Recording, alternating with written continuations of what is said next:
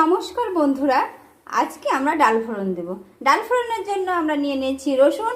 ডালটাকে আমরা সিদ্ধ করে নিয়েছি হলুদ লবণ দিয়ে। এবার রসুনটাকে আমরা থেতো করে নিব। গ্যাসে কড়াই চাপিয়ে দিয়েছি,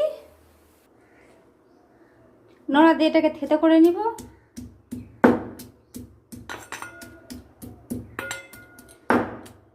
নোড়া দিয়ে রসুনটাকে আমরা থেতো করে নিলাম। এরপরে কড়াইতে আমরা দিয়ে দিব সরিষার তেল। কড়াইটা গরম হয়ে গেছে, দিয়ে দিলাম সামান্য সরিষার তেল। তেল গরম হয়ে গেছে, এবার দিয়ে দেব দুটো শুকনো লঙ্কা, আর দিয়ে দিলাম কালো জিরে, আর দিয়ে দিলাম থেতো করা রসুনগুলো। এবার লাল লাল করে ভেজে নেব।